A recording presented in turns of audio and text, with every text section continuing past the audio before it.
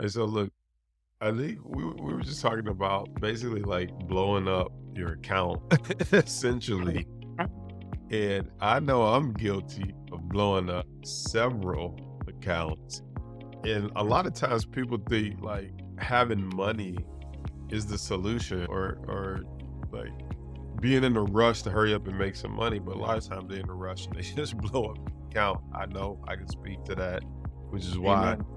is why it's like hey look, let's slow down and let's pace ourselves here.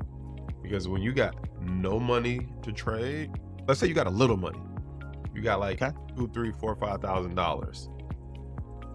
We can work with that two, three, four, 5,000. But when you go down to zero, not only we're gonna talk about sometimes it's better to start with no money, but it's harder, I think, to start with no money when you had some money and you blew it just because you was in the rush. So now you're not just starting from zero. You start from zero with a chip on your shoulder. You start from zero with a war wound, an unnecessary wound. Because you're Oh, like, you're like, look, I'll I'm one at up you. zero. I'm at zero and I'm pissed. I'm at zero and I don't know if I believe this really works. So if you've ever lost money in the stock market, hey, stick with us. This one for you. There's still hope. There's still life after death, after after blowing up an account. Well, let me hear from you, Coach. Talk to me. Well, I was gonna one up you because I've had to sit across that dining room table and talk to the spouse and say, "No, baby, I need more, and I won't. Promise I'll never do it again. And we need to, pull some money out of other resources." And that is it's not a good conversation.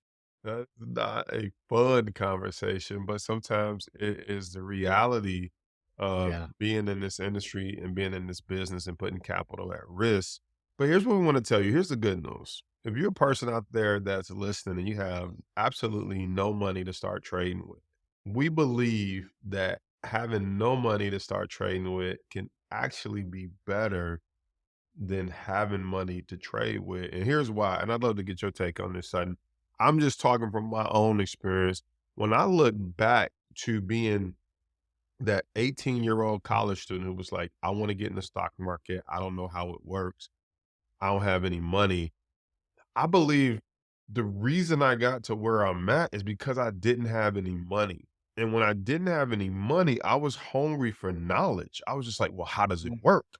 Like, so when I get some money, I want to be ready. I want to know how does this stuff work? So I was just so interested in studying. So then when I finally got my graduation money, I put that $2,000. I opened like a mutual fund account or something at a bank and they ended up losing my money. But again, I was right back to not having any money. I lost $1,300. I had 700 bucks.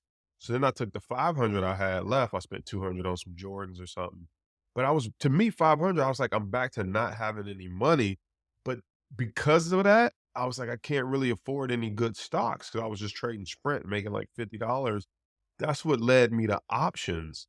And so when I think about like I don't know, career of trading, of anything that has typically happened good to me, it's typically come out of lack of resources, actually. It didn't come because I had an abundance of resources. It actually came because I had no choices, no resources. So I had to go study, grind, get the information, and I had to be resourceful and figure out how to get more money, which eventually, if people know my story, led me to taking that $10,000 student loan because I was like, ooh, I had a scholarship to Mike Giller School of Business, Wayne State University, Detroit. If I take this $10,000 student loan, I can now add that to the 500 that I was flipping and I can grow it faster. But hear me out. I was only confident that I could take that $10,000 student loan and move it because I really started with nothing. Started with the 2000. They lost it, not me. I ain't owning that. They lost the 1,300. But because I had that 500 and not much money, because I grinded with the knowledge, with the practice, then tried it with a small account, I was able to feel confident to pull the trigger on what would be one of my last magician acts to get to get to get some extra money. So what's your thoughts about starting with no money? Because everyone's like, I gotta have a lot of money. What are your thoughts about either starting with having a lot of money or having no money, and why it could be more beneficial to not have any money? Because for me, it was definitely beneficial because it made me think outside the box and be more creative. It also made me be patient because I knew like I wasn't coming in with 500 trying to change the world. I was happy with making $50 returns. And that's another thing. I think when people have money, their expectations, even though they got high money, they got low knowledge, they want Yeah. big results. Yeah. I think that goes into that patience you were talking about, because what's great about this trading business, it's like, people are making money in the market, people are losing money in the market. How do I become the one that's making it? So it's like, all right, the proof of concept is there. The market's real. Okay. If that's true, which it is, then what do I need to do to be able to participate in this long term? Because from a business model perspective, it opens up a lot of possibilities as far as time and geography and some of that freedom.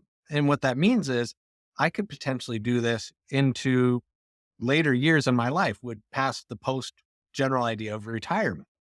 But if I get kicked out of the game early, I'm never going to be able to participate long term. So be a little bit patient. And if not having money right now forces you to be patient, well, then say thank you, because it will help protect you from making some of those bad decisions. What do I mean by bad decisions? Because those with larger bank accounts can oftentimes insulate themselves from their bad habits. And so they can just write a check and go again, but they may not learn the lessons along the way. And that high cost of ignorance can cost a whole lot more than the patience of education and putting in the work. So one of the important things here is that you have to turn that struggle into your advantage. It's like, okay, then I have to find and I have to be very agile and I have to manage my expectations and it's going to take me a bit longer. These are all things that sound like horrible, but really long term, it can end up being a great value and protect you from the other dark side of having a larger trading account. Yeah, and anybody listening to this that knows a doctor or a lawyer, if Mm, you are a doctor or a lawyer, you know we coming down your street because typically high earners like doctors, lawyers, they're smart in their field. They're smart as a doctor, they're smart as a lawyer, sometimes even engineers or they're smart in their field. And they take that smartness and they come over to the stock market where none of that matters. What they studied in mm, school, how long they went and studied anatomy, bones of the body, brain, none of that matters. Law, none of that matters when it comes to the stock market. It's a totally different beast. That stuff may help you, but it's a different beast. But I know so many doctors, lawyers who come over to the stock market and get slaughtered, meaning they lose 50, 100, $200,000. And they don't really learn the lesson because they're high earners. They might be earning 400, $500,000 a year. And so they lose one, $200,000. They're like, no problem. Give me 365 days. I get another half a million, of which two, right. 300 of it I could put into the stock market. No problem. And so they could go 2, 3 years in a row losing two, 300 grand. And it's no big deal. But it's that reminder that it's not about how much money you have. I tell people, if you won the lottery right now, and I said, what would you invest in? What stock would you buy? Like you won the lottery today, right now. Time you listening to this, just give it about an hour. You won the lottery. So, no, give it an hour. Whenever you listen to this, come back. You won the lottery. What stock would you invest in? Most people be like, I don't know. Like, okay, how would you manage that? You won $1 million. How would you manage that $1 million so that it paid you for the rest of your life? It's like, I would call a financial advisor. I'm like, okay, no problem. How would you know if you picked a good financial advisor or a bad one? Whew. They like never quite thought about it. Like, how would you know if you picked a good one or a bad one? How do you know what they're telling you is even the best way to manage your money? Because you've never paid attention to the stock market. You never paid attention to buying low, selling high, understanding charts.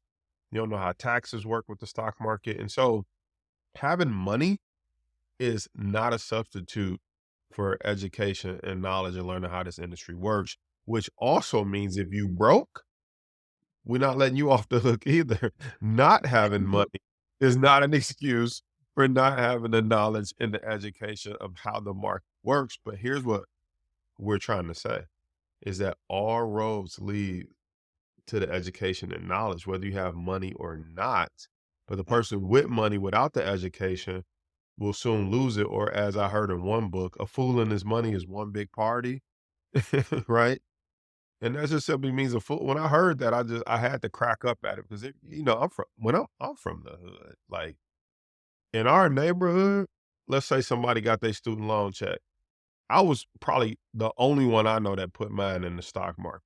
Yeah. Dude, when cats got their money, they was acting a fool with it. They went shopping, they went to the strip club, they making it rain on a loan, right? I mean, they buying $1,000 coats, people drinking, they buying out the bar, shots on me, right? And so a fool and his money is one big party. You ever see a lottery winner and you talk to him or you see him on one of these like reality TV shows, like what happens? Like got into drugs, got into hookers, got Huh? in and then there's always this one line, whether you won the lottery or you're a basketball player, NFL player, what's the one line that they always say? Made a couple bad investments. Right, right. I mean, but, we're not laughing at them, we're laughing with them. I'm sure they laughing at this episode, right? But you always hear that line, "Made a couple bad investments." I want people to stop and think, like, what does that really mean? What was the couple and it's like, my boy said, "Let's open a restaurant." Somebody Ugh. told me about this high flying Bitcoin stock and the next marijuana stock. Like, typically when they say made a couple bad investments, translation, they didn't take the time to get the knowledge and the education before they got the money. I once heard it put like this. It says, your talent can take you somewhere your character can't keep you. And so whether that's talent, because you can play a sport, whether that's luck, because you won the lottery, whether you got in an accident and got some settlement and some money from a lawsuit because you got injured, typically that's what I'm saying. Your talent, your luck, your fortune, it's like boom, overnight. I got $500,000. I got $1,000,000. I'm a millionaire. But you are not a millionaire. You have $1,000,000, but you're not a millionaire because you don't think like one. You don't know how to manage money like one. And so for everybody who'd be like, I want to become a millionaire, it's like, well, guess what a millionaire start with? They start with like not overdrafting a checking account and getting $7 to $25 overdraft fees. Like Right? a millionaire already knows what's in their bank account. Let's start there. You want to be a millionaire? Like, let's start with your bank account. You want to be a millionaire? Let's start with understanding when to buy and sell stocks, right? Because they dreaming about this stuff before they got the money. They didn't get the money and say, I'm a great stock trader. Right. I'm a great investor. No, no, no. They're like, dude, I've been looking at deals. I couldn't afford them. Matter of fact, I looked at that stock and then I looked at it 6 months later. I was like, had I bought at that price, here's what I would have made. I looked at that house that I was going to get. I saw what they paid for it because it's public knowledge. I went back. I saw what they flipped it for after they fixed it up. Right. Right. So they already, I talked to a guy who had bought a property. I said, how'd you know to get that? He said, I've been looking at properties for like 3 years that I couldn't afford. So when the opportunity finally came, the lady was like, "You only saw it for an hour. How you know you already ready to put an offer?" He like, "No, no, no, no. Like, you think I only saw it for an hour. I've been looking in this area in these houses and these neighborhoods and seeing what's up. I've been watching this stuff for 3 years. I already know it's a good deal. I already know that this is my opportunity." And so, anyway, I can get fired up about this, man, because that's what makes winners. Yeah. Being prepared in the dark, being That prepared is while you broke. that is Not, I I finally got some money. I'm here. Now what do I do? People always, yeah. you ever heard this, Sutton? Tell me this. You ever heard this quote? People be like, once I get some money, then Imma holler at you. Imma learn that stuff. Oh my goodness. If isn't that the truth? So much of it is and I think about our work in trading, like when we do our analysis, it's like, no, no, no, we're looking for a reason not to trade. And you go through all of this work, and then it's like, oh my gosh, I can't see a reason not to.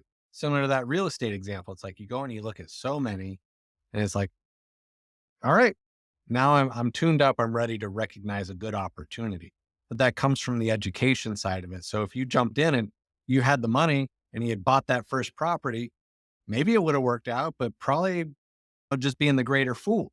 It's like they're just buying somebody else's problem that offloaded and found him, but he didn't have the awareness to recognize what was good and bad about it, which goes back to our example here in the stock market. Is if you don't have the ability to recognize good and bad, you see an opportunity and you have the ability to execute it, still what may not have been the right decision. So not having money forces you to look at opportunities, kind of window shopping, and you do the research. But then when you have your time in to play, you're like, yep, that's the one. And when you don't have money, you look at stuff objectively.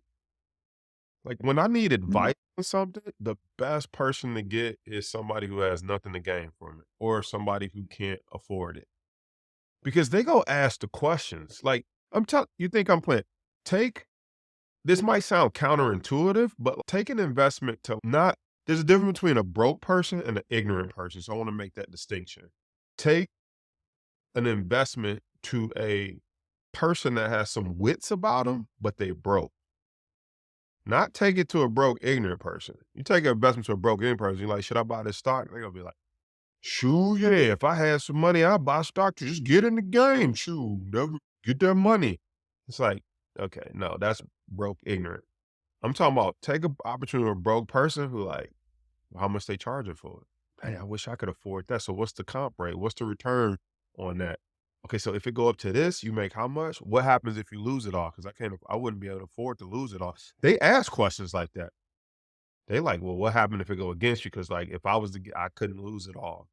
You're like, that's a good question. Can I explain that to them? But my point is that brokenness also puts you in a situation where you're like, I can't lose no money. So it makes you start to look at like, what does a good opportunity look like? What does a good stock look like? Not only that, how do I protect myself from if I'm gonna pull this money out of my house because I'm broke, if I'm gonna pull this money out of my 401k because I'm broke, if I'm gonna sacrifice and not eat this or drive Uber on the weekend because I'm broke, how do I take some risk off the table? And that's what I'm saying. There's a difference between broke ignorant and like broke literate. It's like broke literate, they ask questions because they like, look, this all I got. I'm not trying to question you because you're a super stock trader. I'm asking these questions because I'm trying to figure out how to make the money and take the risk off the table. Or I'm trying to learn what you know. So when I do get some money, I'm kind of where you at when the time I do come up on some money. And so like I love, I think Damon John wrote a book. I didn't read it. I do have a copy of it. I want to read it, but the Cliff Notes version of what I understand is it's called The Power of Broke. And he's talking about how when you broke, the type of questions that you ask are different, the type of creativity that you have as well to come up with financing and funding for a deal is totally different than when you comfortable and you got money, you just like, yeah, let's do it. And if it don't work out, I'm a doctor, I'm a lawyer, I got more money coming in. When you broke, you like, why'd you pick this? Why not that one? How come? Why now? Those are different. That's a different set of questions, but that only comes if you harness the power while you don't have any money to start studying the stuff and asking those questions, not say, oh, I ain't got no money. I ain't even looking at that. I couldn't do nothing with it anyway if I found something. Like, I hate looking at it because I just get frustrated because I can't invest in it. That's a poor mindset. That's a poor mindset. And on the flip side, if you got a little bit of money, slow your butt down. Because blowing up your account and going back to zero, now you out here with war wounds. So it's like you could possibly, we talked about this and we both mutually agree that one of the things that breaks our hearts is people who, there's two things that break my heart. It was one thing, but really two scenarios that's under the same umbrella. Number one is people who say like, I'm gonna try this on my own. They got $5,000, $2,000, $3,000. And they like, how much is a course? $600 or $1,000 for this or $100 a month, whatever. And they're like, nah, I'm gonna try it on my own. Breaks my heart when we get that email. It's like, I blew up my account. I see what you was talking about. When I get some money, I'm gonna actually invest in your course or your program. And you're like, man, I would have rather you with $2,000 get the education and go in with 0, or spend half the money on education and we work together with 1,000, then you blew the whole 2,000 and you don't got the education and you don't have the money. That's one person. Second person that breaks both our hearts is the person that got a couple $1,000 and they making $100, $100, and it ain't enough. And they like, I'm gonna speed this up. I'm gonna take riskier trades. I'm gonna, I'm Lydia's got her this week.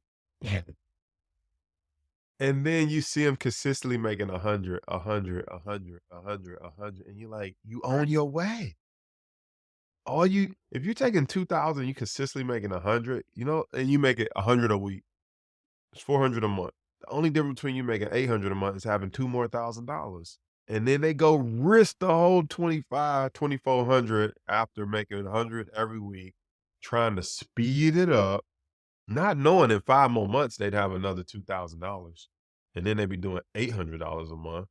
But they try to speed it up, and then they get smacked, and they go back down to 0. And in both scenarios, what often happens, very rarely does that person come back to the game that lost their money. It was like, "I'm gonna get your course." Very rarely. What usually happens is the worst line you can ever hear as a stock market coach. "I tried something like that before and it didn't work."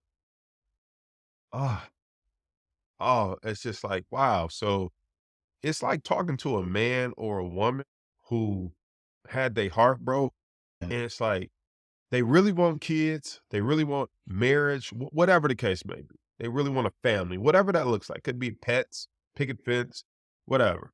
And they get their heart broke once, and they're like, "I tried something like that before.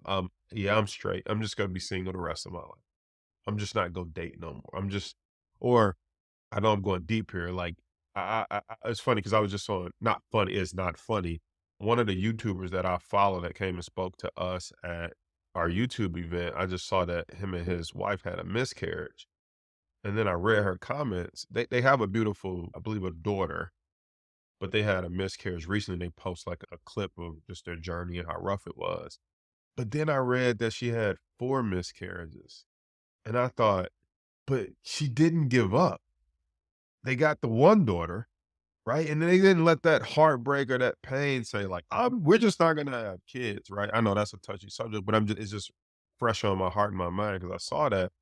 But I think so many people give up on a beautiful industry that's designed to provide for your family, create generational wealth, get you out of debt, get you that dream house, car that you can never buy working a W-2 job, help you in retirement. And so many people fall short of recognizing the true power of it because they tried something like that before.